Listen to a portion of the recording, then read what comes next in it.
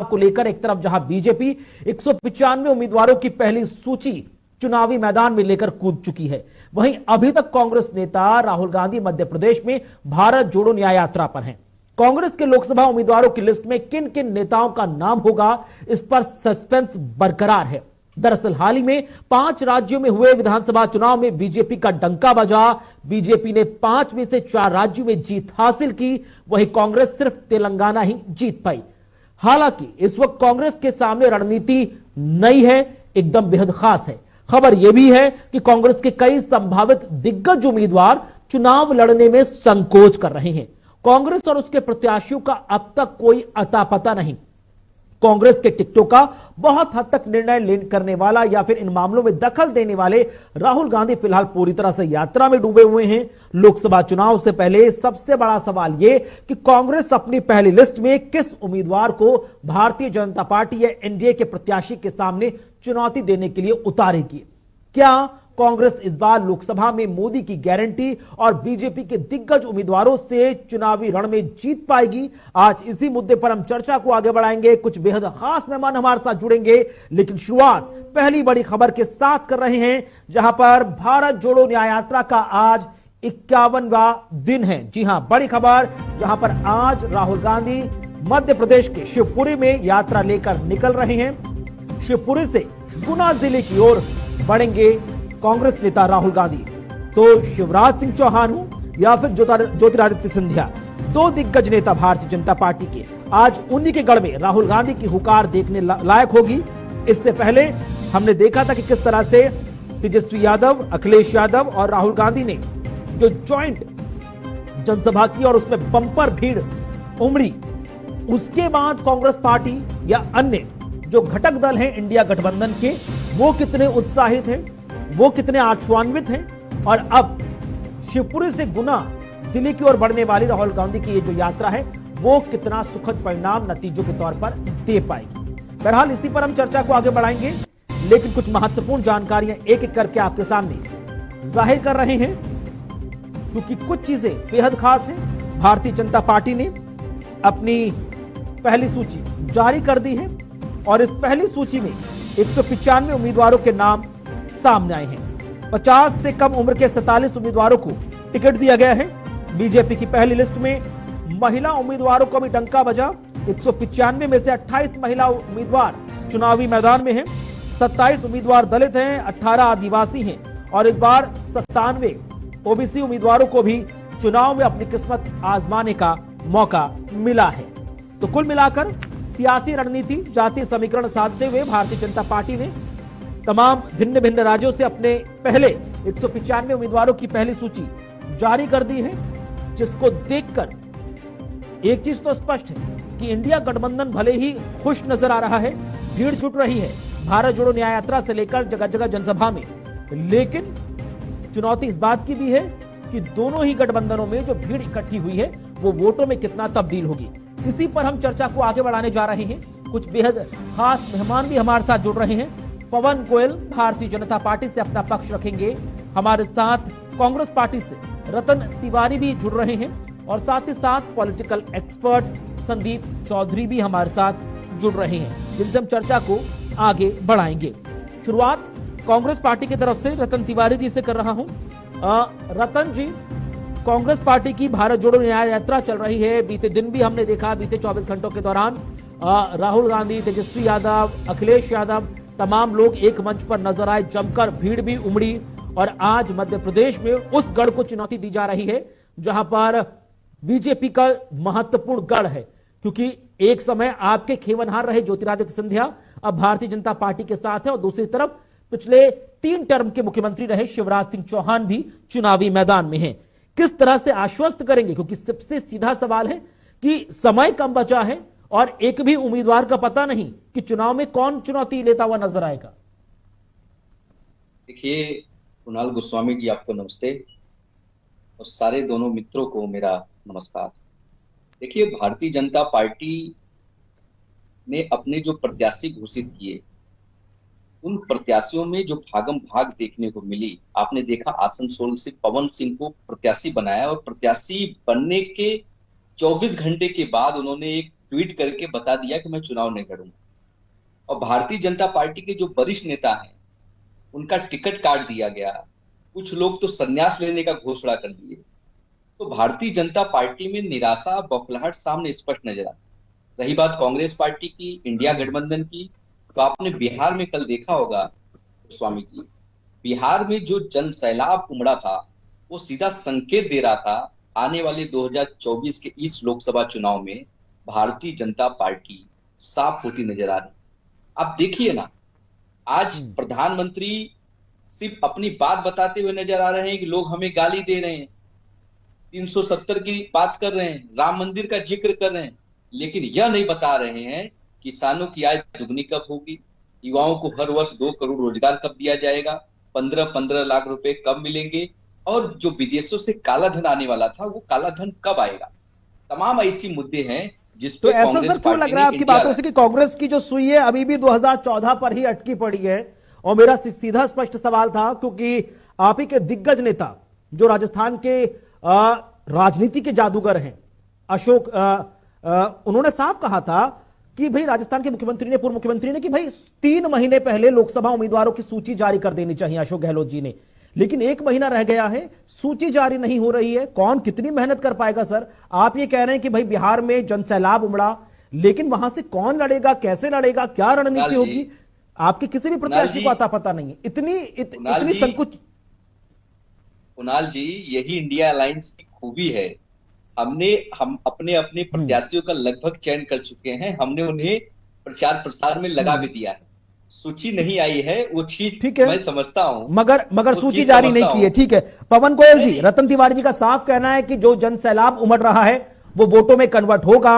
उम्मीदवार चयनित हो चुके हैं लेकिन अभी उजागर नहीं होंगे, वो अंडर द बेल्ट यानी कि अंडर करंट के तौर पर चुनाव लड़ रहे हैं, वोटों में तब्दील हो जाएगा। जबकि वो ये भी कह रहे हैं कि भाई बीजेपी में कई नेता ऐसे हैं जो थोड़े डरे हैं, सहमे हैं, चुनाव नहीं लड़ना चाह रहे हैं। वो आसनसोल का जिक्र करते नजर आ रहे हैं।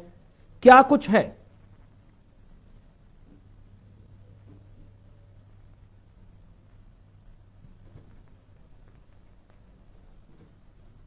जी, जहां जहां से भी यात्रा निकली, किसी किस राज्य का क्या क्या हाल वो आपके सामने है।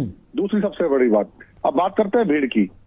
चाहे लालू प्रसाद यादव जी के बेटे तेजस्वी यादव हो, चाहे राहुल गांधी जी हो, इनके ऊपर भ्रष्टाचार के मुकदमे इतने ज्यादा लगे हुए थे कि ईडी सीबीआई को ये भारतीय जनता पार्टी का तोता कह रहे हैं। इन दोनों के ऊपर ही कोर्ट से जमानत नहीं मिल रही, इनको जमानत पे ही बाहर है। दूसरी बात, अब ये भीड़ क्यों है? ये भीड़ का सबसे बड़ा कारण यह है कि राहुल गांधी जी संसद में, अगर आप उनका ग्राफ देखेंगे ना अटेंडेंस का, सबसे शॉर्ट लिस्टेड थे। ये हमेशा एसी कमरों में रहते थे, चाहे तेजस्वी यादव हो चाहिए हो।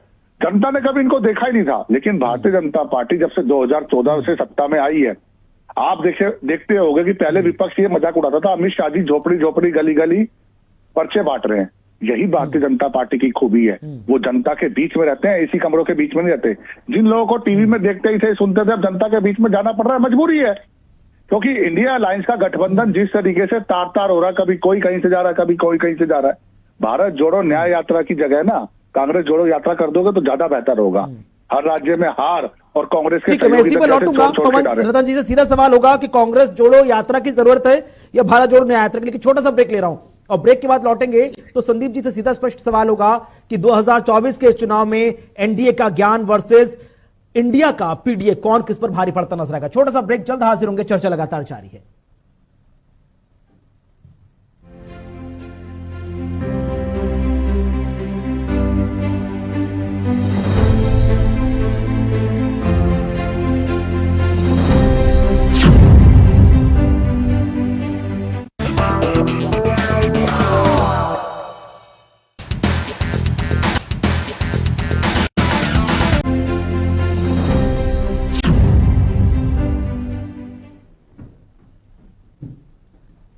स्वागत है आपका ब्रेक के बाद। तो लगातार हम चर्चा को आगे बढ़ा रहे हैं कि भाई अब की बार 400 पार का नारा बीजेपी ने, एनडीए ने दिया है, लेकिन कितना मुश्किल होगा इस नारे को सच्चाई में तब्दील करना। और कांग्रेस पार्टी की तरफ से मुख्य रूप से जो भाई भारत जोड़ो न्याय यात्रा है, उस यात्रा से कितना फायदा होगा? क्योंकि इससे पहले भी जो यात्रा थी उसका कुछ ज्यादा सुखद परिणाम कांग्रेस पार्टी को पिछले विधानसभा चुनावों में देखने को नहीं मिला था। रतन जी, सीधा स्पष्ट सवाल है जो बीजेपी भी लगातार कर रही है कि भाई सब कुछ तय हो गया है तो उम्मीदवारों की सूची जारी क्यों नहीं की जा रही?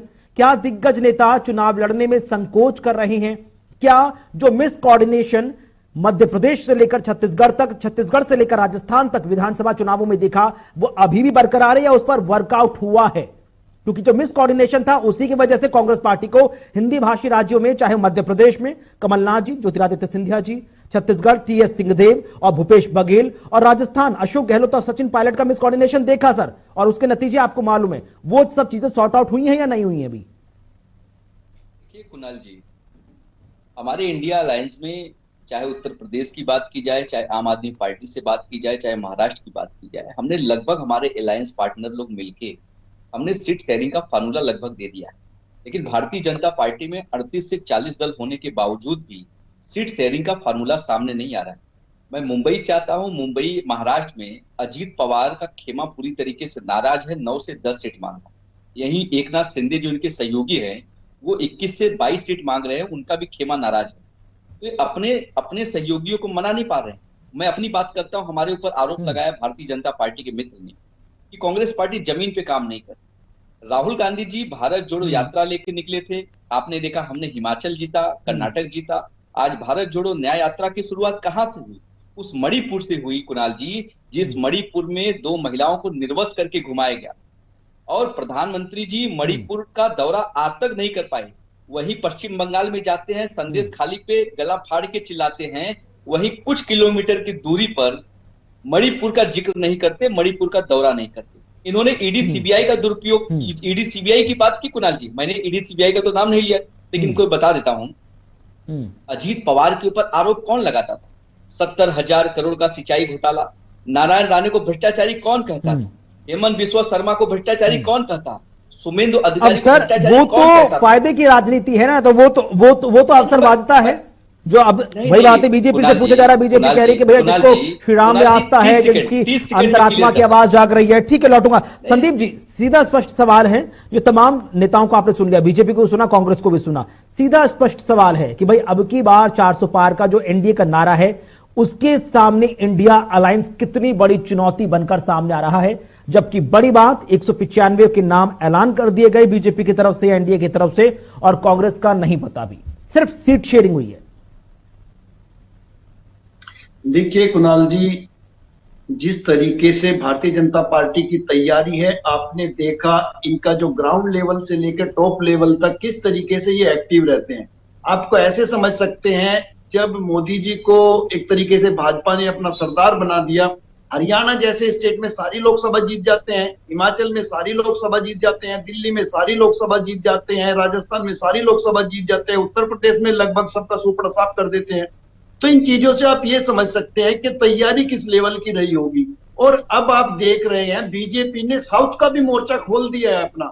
जिस तरीके से नीचे तक मोदी जी जा रहे हैं, लोगों से कनेक्टिविटी कर रहे हैं, वो जानते हैं जो हमने नारा दिया है 400 पार का। देखिए कुणाल जी, मैं स्पष्ट कर दूं, ये 400 पार का नारा एक चुनावी राजनीतिज्ञ लोगों का दिया हुआ एक स्टेटमेंट है। मैं इससे इत्तेफाक नहीं रखता, लेकिन हाँ मैं जानता हूं ज्यादा से ज्यादा सीटें लेने के लिए, जैसे आपने उत्तर भारत को कंट्रोल किया है, यहाँ पर अपनी रीच बनाई, सीटें बनाई, उसी तरीके से आपको दक्षिण में परफॉर्म करना पड़ेगा। और दक्षिण का परफॉर्मेंस हम देख रहे हैं। नहीं, सीधा स्पष्ट सवाल है संदीप जी, क्या बीजेपी के लिए अब की बार 400 पार का नारा खुद के लिए चुनौती बन सकता है? क्योंकि जो बात आप कह रहे हैं कि भाई पीएम नरेंद्र मोदी जनसभा जाकर ग्राउंड जीरो से मिल रहे हैं, ग्राउंड जीरो पर तो राहुल गांधी भी हैं, तेजस्वी यादव भी है, अखिलेश यादव भी हैं। दूसरा स्पष्ट चीजें जो निकलकर सामने आ रही है कि भाई जो तमाम नाम निकलकर सामने आ रहे हैं, वो भी अपने आप में कई चीजें स्पष्ट कर रहे हैं। और बीजेपी अगर इतनी ही सेटिस्फाइड है, तो अब तक जो 7 में से 5 सीटों के नाम ऐलान किए गए, उसमें से 4 के टिकट क्यों काटे गए फिर? देखिए, बहुत अच्छी बात कुणाल आपने कही। यही एक सबसे बड़ी चीज है भारतीय जनता पार्टी की, जो कांग्रेस या उनके अलायंस दल हैं, उनमें कंफर्म होता है कि किसी का ये बड़ा नेता हो गया, इस बड़े नेता का टिकट नहीं कट सकता। इससे जो बीजेपी के कार्यकर्ता हैं ग्राउंड लेवल के, उनके अंदर एक मैसेज आता है। मैं आपको दिल्ली की बात बता देता हूं, कमलजीत सहरावत को टिकट मिला लोकसभा का परवेश वर्मा का टिकट काट के। आप ये देखिए, परवेश वर्मा एक मुख्यमंत्री के बेटे हैं, 3-4 बार के सांसद हैं, लेकिन एक छोटी सी जगह से एक निगम पार्षद को टिकट दे दिया गया। इससे जो कार्यकर्ताओं का जोश होता है, उनको पता है पार्टी के लिए मेहनत करनी है, कल मेरा भी नंबर आ सकता है। और जबकि जो दूसरे दल हैं, उनमें पता है कि भाई सीटें रिजर्व है, ये नाम है, गिने चुने उंगलियों पर नाम होते हैं। उन्हीं को टिकट मिलना है, उन्हीं की राजनीति होनी है। तो ये फर्क है। अपने पे जो कार्यकर्ता है उनमें जोश भरने के लिए उनको राजनीतिक सपना हर कोई देखता है, नीचे से शुरू करता है, मंडल से, जिले में, प्रदेश में, राष्ट्रीय लेवल पे हर कोई जाना चाहता है। तो ये फर्क पड़ता है इन चीजों से। टिकट काटने के बेनिफिट पहले भी बीजेपी को मिले। ठीक है पवन गोयल जी, क्या अब की बार 400 पार का नारा खुद बीजेपी के लिए चुनौती बन सकता है क्या? क्योंकि ये तमाम चीजें लेकर, क्योंकि हर जगह ये कहा जा रहा है कि भाई कोई प्रत्याशी चुनाव नहीं लड़ रहा है, हर जगह कमल के निशान पर चुनाव लड़ा जा रहा है और मोदी की गारंटी ही है जो अब की बार 400 पार या अब की बार 370 क्रॉस करने वाली चीजों को सच्चाई में तब्दील करेगी। और जो कांग्रेस पार्टी कहती नजर आ रही कि भाई जो नेता असंतुष्ट हैं वो पवन कल्याण जी का नाम ले रहे हैं, वो भी चीज आप काउंटर बता दीजिए। और दूसरा जो कई दिग्गज नेता है जिनको टिकट नहीं मिला, जब संन्यास लेने की बात कर रहे हैं, उनके बारे में बता दीजिए कि आखिरकार पर्दे के पीछे की सच्चाई क्या है, संन्यास क्यों लेना पड़ रहा है?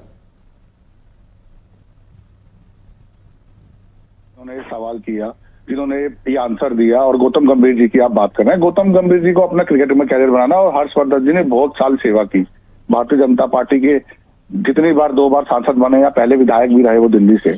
मैं ये बात कहना चाह रहा हूं कि आपका नारा है आपकी बार 370 पार, आपकी ये हेडलाइन है, ये डेफिनेटली 100% पूरी क्यों होगी इसके मैं उत्तर दे रहा हूं आपको। और एनडीए के साथ मिलकर 400 पार हम क्यों लगा पाएंगे इसके भी मैं उत्तर दे रहा हूं। अभी कांग्रेस के प्रवक्ता बैठे हुए हैं, अभी ये 15 लाख की और 2 करोड़ रोजगार की और इस तरह घोटालों की बात कर रहे थे। ये एक भी आरोप ये नहीं लगा पाएंगे भारतीय जनता पार्टी पे कि उन्होंने कोई घोटाला किया, पहली बात। दूसरी बात, ये सड़क पे डिबेट नहीं कर पाएंगे। तीसरी बात, ये मेट्रो पे डिबेट नहीं कर पाएंगे। चौथी बात, ये रेलवे पे डिबेट नहीं कर पाएंगे। पांचवी बात, 6 लाख करोड़ का जो हमारा रक्षा बजट है उस पर बात नहीं कर पाएंगे। 11वें नंबर की अर्थव्यवस्था माने मोदी जी को मिली थी, आज 5वें नंबर पे है। ये शौचालय नहीं बना पाए, ये जल से नल नहीं दे पाए, ये 2 लाख का बीमा नहीं कर पाए, ये 5 लाख आयुष्मान सेवा से 30 करोड़ कार्ड नहीं बना पाए। केवल 2014 तक 14 करोड़ गैस के सिलेंडर थे, आज 33 करोड़ है, जिसमें 9.25 करोड़ वो लोगों को है जो पीएम उज्ज्वल योजना से गैस सिलेंडर, चूल्हा, 9.25 करोड़।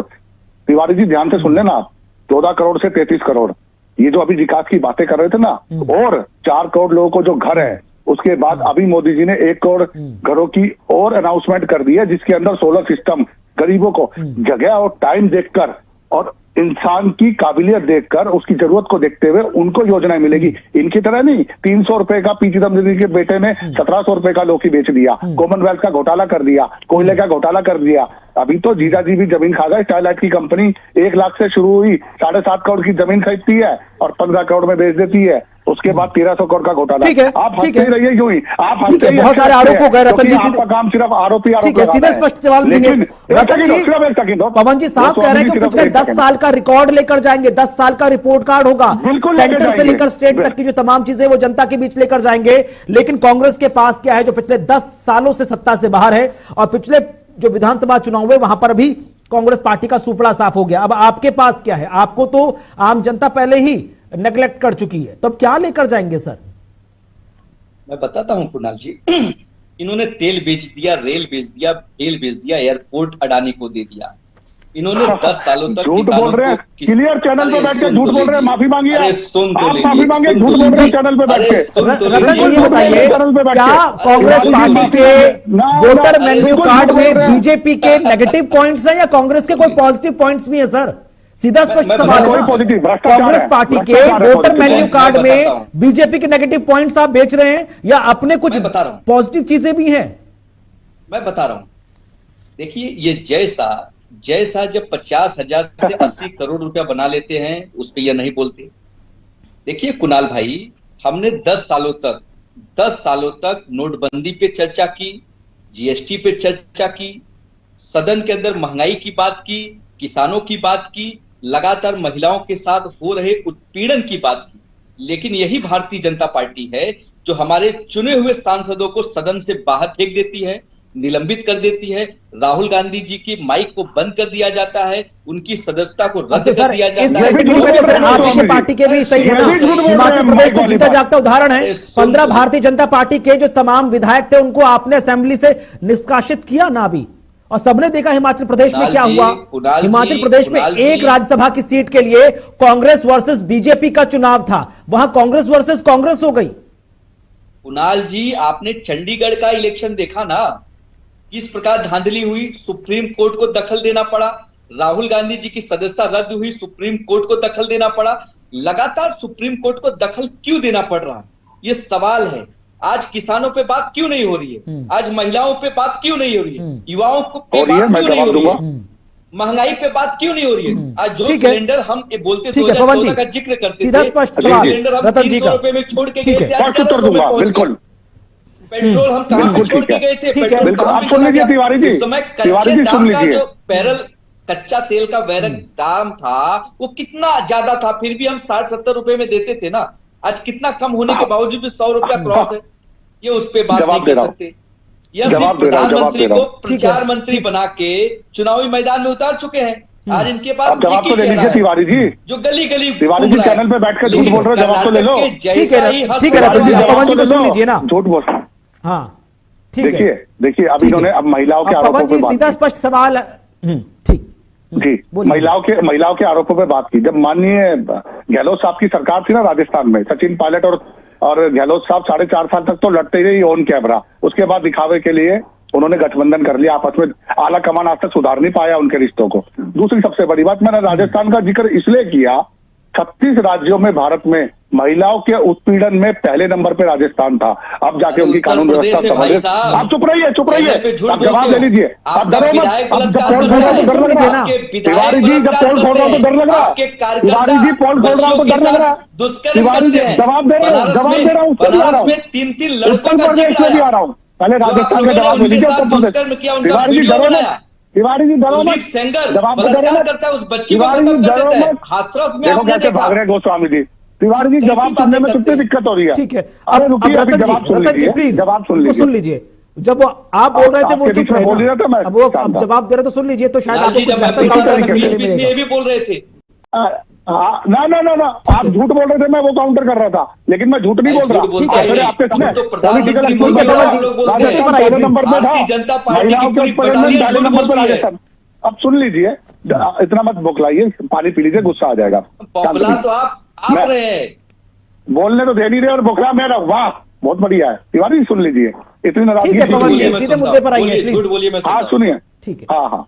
उसके बाद अभी इन्होंने संदेश खाली का जिक्र किया, मुंह में फेविकॉल चिपका हुआ इनके और इनके अलायंस में। संदेश खाली में अभी 2 महिलाओं की उत्तर प्रदेश की चिंता जरूर है, बच्ची होगी, लेकिन उत्तर प्रदेश के अलावा संदेश खाली के पश्चिम बंगाल में वो टीएमसी का लीडर, और उसने कितनी, 1 नहीं 2 नहीं 4 नहीं 50 नहीं, पूरे गांव को बंदी बना लिया।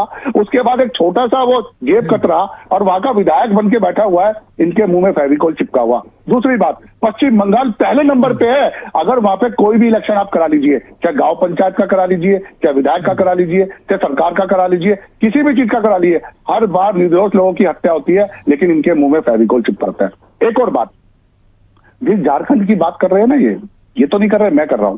जिस झारखंड के अंदर दलित युवकों को नंगा करके पीटा गया, मारा गया, उसके लिए भी बात नहीं करेंगे। ये बात किसकी करेंगे? उत्तर प्रदेश की करेंगे। मैं बता रहा हूँ, मैं जवाब सुन लीजिए, मध्य प्रदेश सुन लीजिए। आपके 10 सवाल पे ना गाड़ी में घसीटा गया, मध्य प्रदेश भूल गए। बिल्कुल, उसका उत्तर सुनिए, फिर क्या हुआ? महाराष्ट्र में आपकी सरकार है, विदर्भ में किसान आत्महत्या कर रहे हैं, महाराष्ट्र का जिक्र नहीं करेंगे आप। हुआ, यही उत्तर प्रदेश आंदोलन कर रहा है, न्याय के लिए अपने हक के लिए लड़ रहा है। बहुत बढ़िया सवाल किया, लेकिन इन आरोप प्रत्यारोप के दौरान सर सही मुद्दे छूट जाएंगे ना रतन जी, पवन जी। मध्य प्रदेश में बुलडोजर चला, जिस दलित युवक के साथ भाजपा सरकार ने, मध्य प्रदेश की सरकार ने उसकी कड़ी निंदा की, बुलडोजर चलाया गया और उसको सराखों के पीछे भेजा किया। इनकी तरह संदेश खाली की तरह मुंह में फेविकॉल चिपका के नहीं बैठे, राजस्थान में पहले नंबर का सर्टिफिकेट लेके नहीं बैठे, झारखंड में क्या हुआ उसकी तरह नहीं बैठे। शाम तक दोनों का ज्यादा बेहतर ढंग से एनालाइज कर पाएंगे।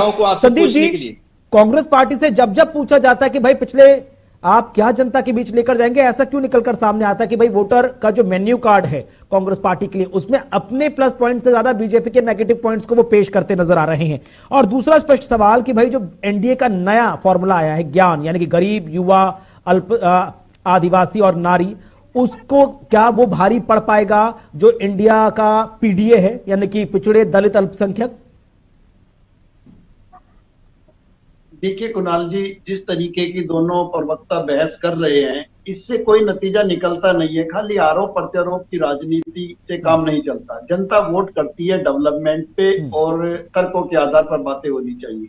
आज की तारीख में सबसे बड़ी चीज है कि भारतीय जनता पार्टी ने 195 लोगों की लिस्ट जारी कर दी है। और आपको पता है मोदी जी कहां से चुनाव लड़ रहे हैं, आपको पता है गृह मंत्री कहां से चुनाव लड़ रहे हैं। अगर आप हकीकत में टक्कर देना चाहते हैं और अपने नेताओं में जोश भरना चाहते हैं और हकीकत में आप बीजेपी अलायंस को हराना चाहते हैं, तो मुझे लगता है बड़े नेताओं को निकल के कुणाल जी सामने आना चाहिए था। राहुल गांधी कहते हैं कि मैं मोदी जी के सामने चुनाव लड़के दिखाऊंगा, प्रियंका गांधी कहती है मैं अमित शाह के सामने चुनाव लड़के दिखाऊंगा। अगर इनमें कोई कमियां हैं, ये झूठ बोलते हैं, डेवलपमेंट सही नहीं कर रहे हैं, तो आपको फ्रंट पे आना पड़ेगा। जब लीडर निकल के सेनापति आगे आएगा, सेनापति से लड़ेगा, तो मुझे लगता है नीचे इनके युवाओं में। लेकिन यहाँ होता है कि आप अमेठी में चुनाव हारते हैं तो अमेठी छोड़ के भाग जाते हैं। सोनिया जी को खतरा लगता है रायबरेली में कि अब की बार चुनाव नहीं जीत पाएंगे, तो वो रायबरेली छोड़ देती हैं। तो मुझे नहीं लगता इस तरीके से कार्यकर्ता बूस्ट होंगे या चुनाव लड़ने के लिए आगे आएंगे। यानी कि कांग्रेस उत्तर प्रदेश की 80 लोग, यानी कुल मिलाकर इंडिया गठबंधन एक है, लेकिन चुनौतियां सर अनेक हैं। और उसी पर सीधा स्पष्ट सवाल कांग्रेस पार्टी से हो जाएगा कि आखिरकार सबसे बड़ी चुनौती कांग्रेस पार्टी के सामने क्या है? इंडिया गठबंधन को बचाना, अपनी सरकारों को बचाना, या अपने घटक दलों के नेताओं को बचाना जो अंतरात्मा की आवाज की बात सुनकर एनडीए में शामिल हो रहे हैं? लौटूंगा सर, और सीधा स्पष्ट सवाल सीधे कांग्रेस पार्टी से होगा कि आखिरकार बड़ी चुनौती क्या है और उसको रूल आउट करने के लिए कांग्रेस पार्टी क्या कर रही है। छोटा सा ब्रेक ले रहा हूं, जल्द हाजिर होऊंगा। चर्चा लगातार जारी है, आप देखते रहें जेके 24/7।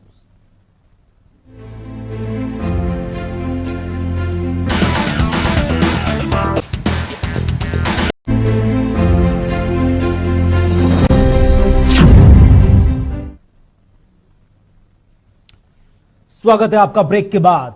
सीधा स्पष्ट सवाल है रतन जी, कांग्रेस पार्टी से अक्सर ये सवाल किया जा रहा होगा, आपसे भी कई डिबेट्स में चर्चा हो चुकी होगी कि जब जब कोई चुनाव होता है तो क्या हर चुनाव 2024 के लिटमस टेस्ट के तौर पर देखा जाता है? 5 राज्यों का विधानसभा चुनाव हुआ, कांग्रेस पार्टी के हाथ से छत्तीसगढ़ से लेकर राजस्थान तक निकल गया। मध्य प्रदेश में सरकार कंफर्म मांगनी जा रही थी, लेकिन वहां पर भी जिस तरह से कमलनाथ जी ने कहा कि नहीं मैं अकेले लीड करूंगा, उससे कांग्रेस को घाटा ही हुआ। हिमाचल में 1 विधानसभा की सीट और उत्तर प्रदेश में जो 10 सीटों पर राज्यसभा चुनाव हुए, नतीजे सबने देखे कि भाई किस तरह से भगदड़ मची हुई है अंतरात्मा की आवाज के नाम पर एनडीए में शामिल होने की। कांग्रेस पार्टी के लिए बड़ी चुनौती क्या है? इंडिया गठबंधन को एकजुट करना, अपने पार्टी के नेताओं को एकजुट करना, या अपने प्रदेश की सरकारों को बचाना? हिमाचल प्रदेश की सरकार जाते जाते बची है सर, और प्रतिभा जी हो चाहे जो आपके दिग्गज ने, जो आपके जो कैबिनेट मंत्री रहे पीएचई, उन्होंने तक कह दिया कि भाई कोई सुनने वाला नहीं है, मनमर्जी चल रही है। देखिए कुणाल जी, यही प्रधानमंत्री सदन के अंदर कह रहे थे कि एक अकेला सब पे भारी। लेकिन जब हमारा इंडिया अलायंस बना और आदरणीय नीतीश कुमार जी के नेतृत्व में पटना में पहली बैठक हुई थी, उसके बाद ऐसी बौखलाहट भारतीय जनता पार्टी के अंदर आई, वो एनडीए का मीटिंग करने लगे और 38 से 40 दलों को समावित करके आगे बढ़ने लगे। यहां तक कि नीतीश कुमार जी को अपने साथ इसलिए ले लिए क्योंकि उनको बिहार में डर लग रहा, और अमित शाह जी तो उनके लिए दरवाजे हमेशा के लिए बंद कर दिए थे, लेकिन भाजपा ने उनके दरवाजे खोल दिए। देखिए, हमारे मित्र ने कहा सोनिया गांधी राज्यसभा चली गई, मोदी जी के सामने कौन लड़ेगा, राहुल जी अमेठी से लड़ना नहीं चाहते। तो पहले इनको मैं जवाब देता हूं, सोनिया गांधी जी की जो तबीयत है ना, वो ठीक नहीं है। उन्होंने अमेठी और रायबरेली के लोगों को पत्र लिख के बता दिया गांधी परिवार का सदस्य ही वहां से लड़ेगा, वो हम बाद में तय कर लेंगे। और कुणाल जी, जो आपका सवाल था मैं उसका जवाब देता हूं। हमारे यहाँ पे कोई चुनौती नहीं है, हम किसी से डरने वाले लोग नहीं हैं, और हमने लगातार इस देश की वकालत की है, इस देश की लड़ाई लड़ी है, और हमें पूरा भरोसा है, पूरा विश्वास है कि हमारे इंडिया अलायंस को पूरी तरीके से जनता आशीर्वाद देगी। ठीक है सर, इंडिया अलायंस एकजुट है, लेकिन फिर यूपी की जनता तो पूछेगी ना, यूपी की जनता पूछेगी कि भाई 80 सीटें हैं, सबसे ज्यादा सीटें लोकसभा की वहां पर हैं, कांग्रेस पार्टी के लिए कमजोरी क्यों होती नजर आ रही है? राहुल गांधी, अब देख लीजिए ना, सीपीआई ने कहा कि भाई वायनाड छोड़िए, अमेठी जाइए, कहीं और से चुनाव लड़िए। सोनिया गांधी जी कह रही है कि भाई मैं रायबरेली से चुनाव नहीं लड़ूंगी। वो तो अच्छा हुआ, कांग्रेस पार्टी के दिग्गज नेता सुखविंदर सिंह सुक्खू कह रहे थे कि हिमाचल से चुनाव लड़वाएंगे, और अगर सोनिया गांधी जी खुदा ना खास्ता हिमाचल चुनाव लड़ती तो आज जो अभिषेक मनु सिंघवी जी की हालत हुई है वो सोनिया गांधी जी की हालत हो गई होती। तो सीधा स्पष्ट सवाल है ना, और जो तमाम 8 या 10 7 जो आपके विधायक रहे समाजवादी पार्टी के, चाहे राकेश प्रताप जी हो, राकेश पांडे जी हो, मनोज पांडे जी हो, चाहे पूजा पाल हो, चाहे आशुतोष मौर्य हो, ये तमाम लोग वही है ना रायबरेली अमेठी क्षेत्र के विधायक। अब कमजोर तो गढ़ हो ही गया ना कांग्रेस पार्टी के लिए वो इलाका, भले ही सपा से थे, बिल्कुल नहीं, लेकिन आपके लिए कमजोरी बन गई ना वो चीजें। बिल्कुल नहीं। देखिए कुणाल जी, आप जानते हैं अच्छे पत्रकार हैं, राजनीतिक संभावनाओं का खेल है और जो जहां फिट अपने आप को पाता है वहां पे फिट हो जाता है। ये जो हो, चाहे अशोक चौहान हो, चाहे अजीत पवार हो, सब लोग कहीं ना कहीं किसके दायरा में थे आप लोगों को पता है। यही अशोक चौहान जो अभी कुछ दिन पहले राज्यसभा के सांसद बने कुणाल भाई, उन्हीं के ऊपर आदर्श घोटालेबाज का आरोप लगाया जा रहा था। आज भाजपा में जाके ईमानदार हो गए। अजीत पवार भ्रष्टाचारी थे, भाजपा में जाके ईमानदार हो गए। तो भारतीय जनता पार्टी डरा धमका कर, ब्लैकमेल कर पवन जी से सीधा सवाल, पवन जी, जो तमाम दिग्गज नेता इंडिया गठबंधन को छोड़कर आपके पास आए हैं, चाहे वो अजीत पवार जी हो, चाहे अशोक चौहान जी हो, ये चुनाव के नतीजों में ये एसेट बनेंगे, प्लस पॉइंट बनेंगे या फिर बैकफायर कर जाएंगे? संभावना है क्या? कांग्रेस तो कह रही कि बैकफायर करेगा इनका शामिल होना एनडीए में।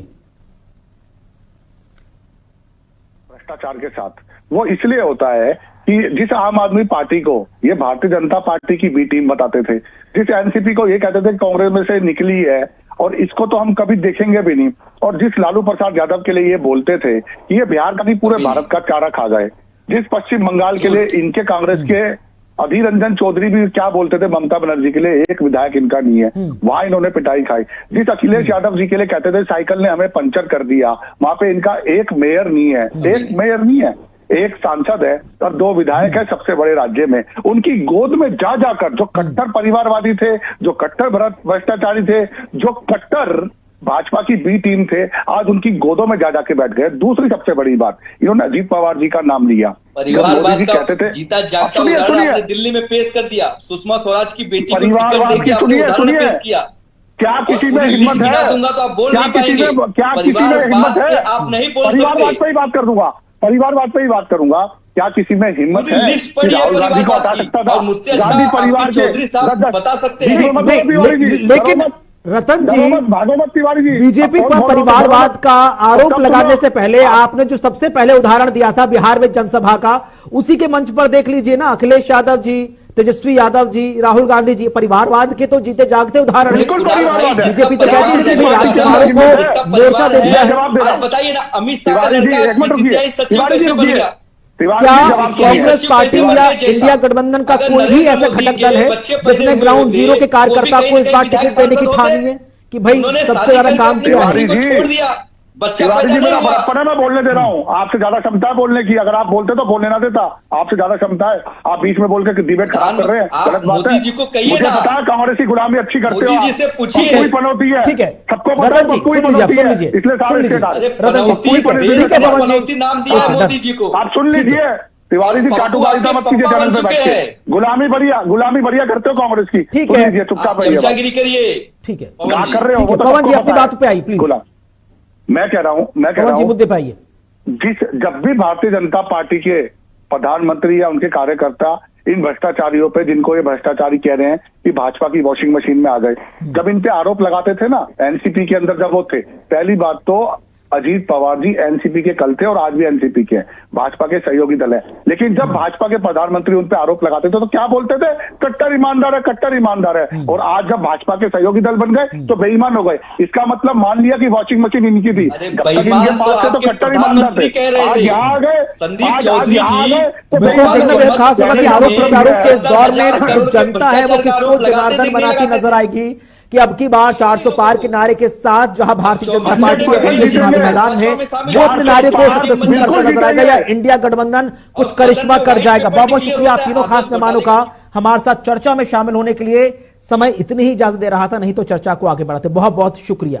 तो बहरहाल कुछ समय का फासला बचा है, उसके बाद चुनावों की तारीखों का ऐलान, और उस ऐलान से पहले एक एक करके जो चुनावी रणनीतिकार हैं वो अपने अपने दिग्गज बेस्ट कैंडिडेट्स को मैदान में उतारने की तैयारी भी कर चुके हैं। देखना बेहद खास होगा कि कितने शानदार तरीके से चुनावी रण में अपनी अपनी पार्टी का नेतृत्व करते हुए जनता के सामने नजर आएंगे। बहरहाल चर्चा में आज